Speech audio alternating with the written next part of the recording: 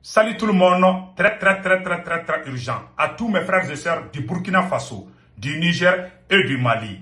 L'heure est très grave. Nous venons d'apprendre la disparition de notre camarade, le lieutenant Daouda Konati, depuis hier vendredi, 25 octobre 2024. Voilà ce qui est écrit ici. L'heure est très grave.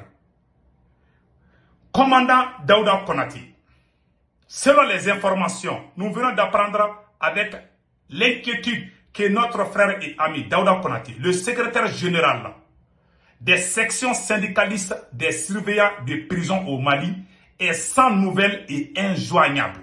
Depuis sa sortie à la Maka, la maison centrale d'arrêt, vers 11 h ce vendredi, le 25 octobre 2024, jusqu'à l'heure actuelle où on vous parle, 1 h du matin, aujourd'hui, samedi 26 octobre 2024, pas de passe et voilà. Donc, nous prions pour son retour sain et sauf. Le voilà ici, un vrai nationaliste, un vrai panafricain, un vrai patriote, le commandant Daouda Konati. C'est un lieutenant, je m'excuse. Le lieutenant Daouda Konati. Voici les causes réelles de sa disparition. Tout le monde se rappelle.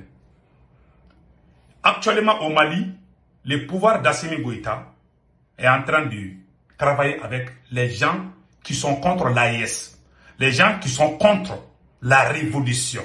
Et les vrais révolutionnaires, on est en train de les mettre à côté. Et au Mali, on est en train d'écarter tous les révolutionnaires, on est en train de les mettre en prison. Lui, en tant que le patron du syndicat de la prison, de toutes les prisons du Mali, il a fait des écrits. Voilà ce qu'il a dit. J'aimerais pas. Les gens qui pensent que moi je suis contre Assimi Goïta, je ne suis pas contre Assimi. J'aime le Mali. J'aime le Mali. Ce monsieur est un vrai panafricain. Il a défendu l'AES, il a défendu le Burkina, le Niger, le Mali. J'ai des preuves, j'ai des vidéos que je vais vous montrer. Aujourd'hui, on vient de l'arrêter. C'est le service de renseignement du Mali qui l'a arrêté. Pas parce qu'il voulait faire un coup d'État. Pourquoi on l'a arrêté? Voilà ce qu'il a dit ici. Il a écrit: les révolutionnaires ne bénéficient jamais les fruits de la révolution au Mali. Un porteur d'uniforme et surveillant, patron des surveillants de toutes les prisons du Mali. Il dit aussi, ce sont les opportunistes qui en profitent. Au Mali, les révolutionnaires ne bénéficient jamais les fruits de la révolution au Mali. Ce sont les opportunistes qui en profitent. Dommage pour mon pays. Il a dit ça. En tant que porteur d'uniforme, en tant que patron des syndicats de toutes les prisons du Mali, vous en dites quoi? Est-ce que toutes ces bouches qui s'élèvent aujourd'hui contre Assimi Goïta sont contre le Mali? Ou bien c'est Assimi celui qui aime le Mali? Ou bien c'est Assimi qui aime le Mali plus que les Maliens?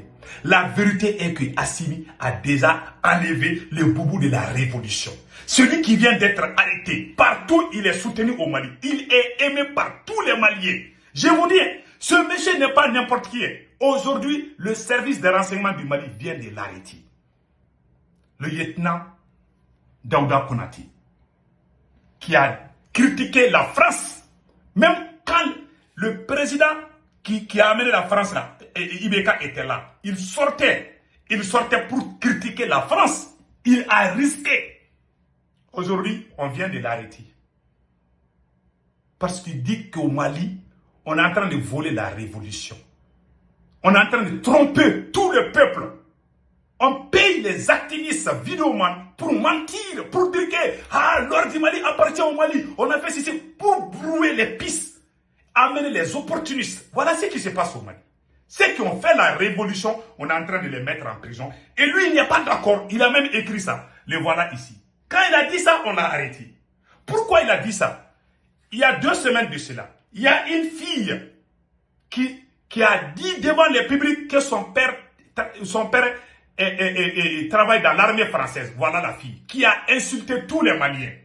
Celle-là, son père est français, son père est français, c'est sa mère qui est ivoirienne malienne. Cette fille-là, elle passe tout son temps à insulter le premier Choguel Kokala Maïga.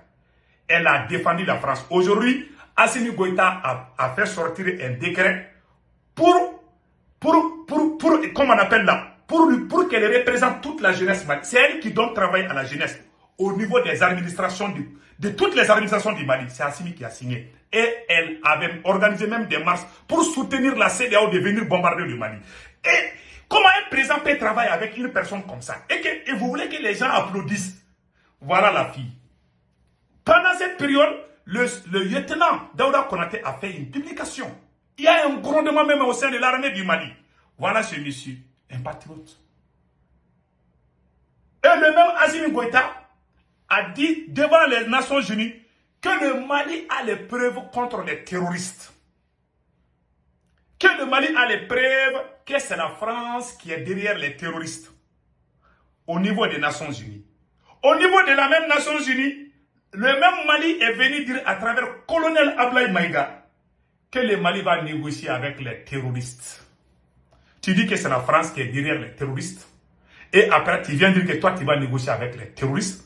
Donc, toi, tu es d'accord que tu vas négocier avec la France. Assimi Goïta travaille avec la France. Je ne vous cache pas. C'est la vérité. C'est lui qui ouvre sa gueule pour dire n'importe quoi. Un jour, tu vas ouvrir ta sale gueule pour venir me dire que tu avais raison. Si tu ne connais pas, tu la fermes.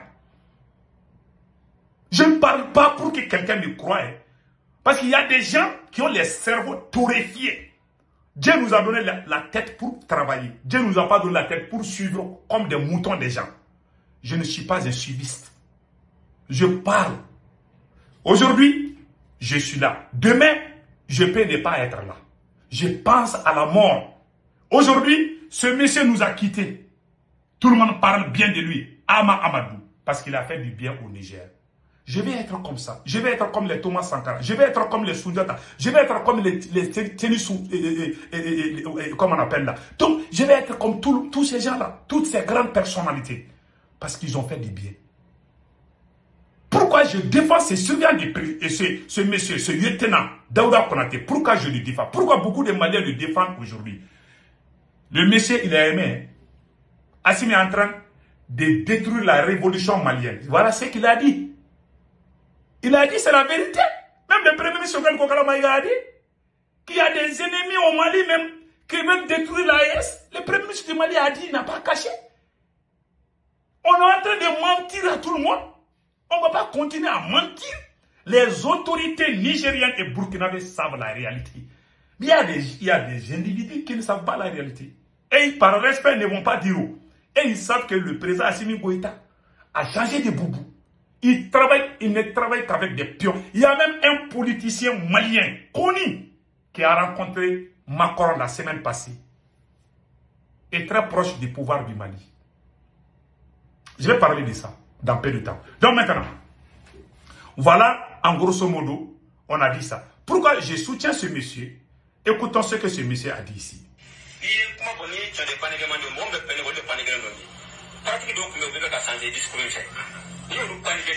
Voilà, attendez là, ça c'est en bambara, mais je vais vous montrer la version française, voilà. Non, attendez là, voilà, écoutons ça là. Ça c'est indéniable, le Mali est un État souverain. Nous n'avons pas besoin de demander l'aval de la France pour signer un accord avec la Russie. Si la Russie est une puissance, si on veut aujourd'hui, on peut signer un accord de partenariat avec la Guinée. Mais pourquoi la France ne s'oppose pas à cela? Si on veut mettre un accord de partenariat avec les pays d'Afrique, pourquoi la France ne s'oppose pas? Parce que la France sait très bien que les hostilités qui sont en train de commettre, la Russie ne va jamais accepter ça. La France était en Centrafrique. Quand la Russie est venue, pourquoi la France a appuyé par la Russie? Non, non, c'est les gens qui les qualifient. Un État sérieux ne veut jamais accepter la création des mercenaires civils. C'est des appellations fictives, fallacieuses que les gens donnent.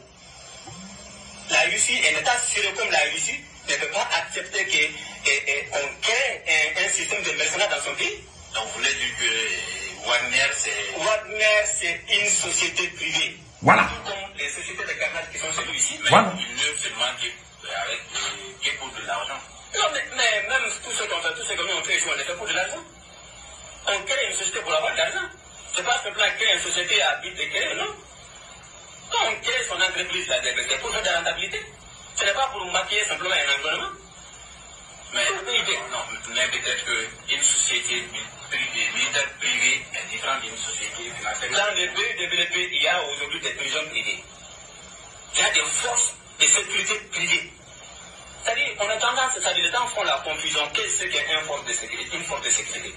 Ce n'est pas les textes qui font un corps de force de sécurité, mais des faits, les missions accomplies. C'est ce de gardiennage-là, qui constitue aujourd'hui le corps de force de sécurité. Quand 2, 3, 4 personnes se regroupent pour assurer la sécurité, vous êtes un corps de force de sécurité. C'est la nature des missions qui défend un corps de force de sécurité. Donc, c'est dans ce cadre-là. Vous pensez que la Russie, une puissance comme la Russie, va accepter la création d'une société de mercenaires dans son pays? Donc pour vous, c'est une bonne chose. Pour moi, tout ce qui peut résoudre le problème du Mali aujourd'hui est une bonne solution. Donc, si la solution est entre la main de la Russie, les sollicite aux autorités maliennes d'accélérer la procédure. Voilà. Il dit qu'il conseille les autorités de travailler avec la Russie. Voilà un russophone, un bref panat. On est en train de casser tous les patriotes du Mali, que ce soit au niveau militaire, que ce soit au niveau civil. On ne va pas s'asseoir. C'est nous qui avons fait la révolte. Les gens qui nous insultaient, les gens qui faisaient des marches pour soutenir la CEDEAO, pour soutenir la France, ce sont eux aujourd'hui qui mangent avec Assimi à Koulouba au palais présidentiel. Et vous voulez quand ils parlent, les ennemis, ils sont ennemis des Assimi, des voyous qui ne connaissent pas la réalité du Mali, mettre leur sale bouche dans notre problème. Pendant qu'on souffre, pendant qu'il se présente traître, et là à faire des trahisons. Il y a des gens qui ont des cerveaux où il y a des caca de langue dedans. Je m'excuse, mais c'est la vérité. Les gens sont on est en train de nous trahir, on est en train de nous étouffer à petit feu. On veut respirer. Il nous coupe tout. C'est ce qu'il a dit. On n'est plus dans la révolution au Mali. On est dans la manipulation au Mali. C'est la vérité. Écoutons ce que ce monsieur a dit. On n'a pas des avions type de combat de cet arme avec la France. Ça fait combien d'années? Vous avez eu connaissance, vous avez plus connaissance que la France nous a donné un avion de combat. Vous avez connaissance? Mais avec juste là, avec la Russie, pas de plan avec la Russie, avec la transition, nous devons avoir 4 types, plus beaucoup d'autres matériels dont l'armée s'abstient de les publier dans les... Voilà, il défend l'armée, il défend la Russie, il est contre la France. Aujourd'hui, on vient de l'arrêter. Parce qu'il a dit que mais, les gens qui sont avec la France, ce sont eux qui sont partout au Mali, dans les administrations, au palais présidentiel, les cousinats, mais c'est la honte. Je vous dis, c'est la plus grande honte. Voilà ce qu'un monsieur a dit ici. Et c'est un petit rappel que j'aimerais montrer à tout. Il faut que les gens connaissent la vérité. Moi, je dis et je le répète, je n'ai rien contre le président Assimi Goïta. J'aime mon pays, le Mali. Je veux que le Mali ressuscite comme les autres États de l'AES. Mais vraiment, on est en train de nous mettre dans la manipulation. Nous ne sommes pas d'accord avec ça. C'est tout, hein. Voilà ce que ce monsieur a dit ici. Voici la source même du malheur du Mali. Écoutons ce que ce monsieur a dit ici. Qui ne comprenaient plus rien, qui se retrouvent aujourd'hui dans une prison civile au niveau de Libreville. Seul celui qui a échappé, c'est Ali Bongo. Ali Bongo l'a échappé pas parce qu'on l'aime ou les militaires le protégeaient, parce qu'il est malade. Depuis 2018, il est victime d'un AVC, il a du mal à se déplacer. Lui, on pense que la maladie déjà est une sanction divine pour lui, donc c'est pas la peine de l'angoisser davantage. Mais c'est une leçon pour la plupart des dirigeants africains. Quand vous arrivez au pouvoir, il faut que vous soyez très intelligent. Évitez au maximum de gérer le pouvoir comme une famille, parce que tôt ou tard, l'histoire se renferme sur vous. C'est ce qui se passe au Mali. Les dirigeants africains, ils tirent vraiment le sang du passé. Le débat est à ce niveau parce que quand quelqu'un arrive au pouvoir, qu'est-ce qui arrive? Vous allez le voir, il est fort, il a une sécurité rapprochée autour de lui, des gros bras, des gens en armes à la maison, en famille, les voies sont barrées. Quand vous circulez, un cortège, vous avez un avion qui vous permet de voyager partout dans le monde. C'est-à-dire que vous avez tellement de choses qu'à un moment donné, vous pensez que vous êtes un demi-dieu. Il y en a qui pensent qu'ils sont même des messies pour leur pays. Mais sauf qu'avec le temps, il y a ce qu'on appelle la routine du pouvoir qui vous rattrape. Et vous-même en tant que président, si vous ne faites pas attention et que vous nommez votre frère à un poste très important, c'est le même frère là qui va vous faire tomber un jour. Parce qu'il va créer son réseau d'amis.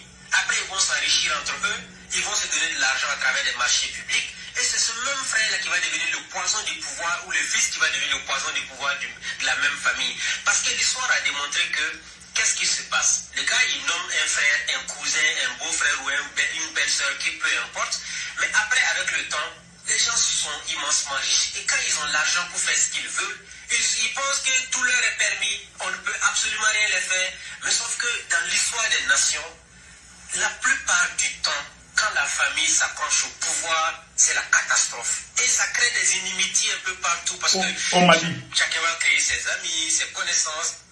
On a de nouvelles entreprises qu'on va créer, des prête-noms, parce qu'on veut donner des marchés à X, on ne veut pas donner à Y. Et à un moment donné, on devient fort. Tellement fort qu'on se dit absolument rien ne peut nous arriver. Et la plus grosse erreur que la plupart des dirigeants africains commettent, c'est quoi?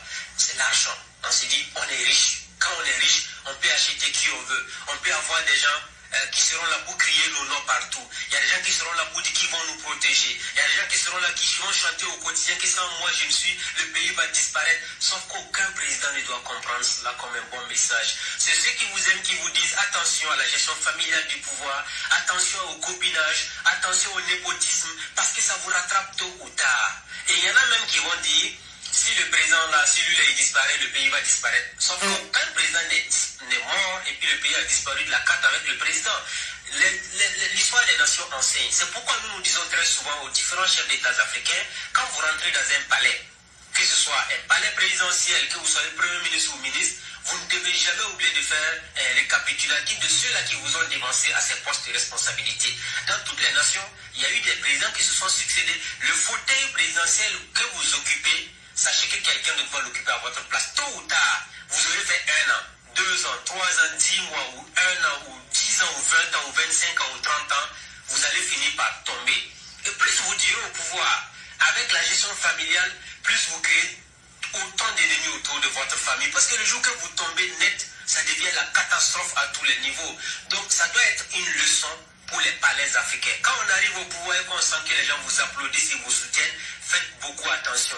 De la même manière qu'ils vous applaudissent, ils seront également impitoyables avec vous quand ils vont constater que vous avez trompé le peuple à travers votre manière de gérer le pouvoir d'État. Et ça rattrape toujours, et les dirigeants qui ne l'ont pas compris ont malheureusement fini dans la poubelle de l'histoire.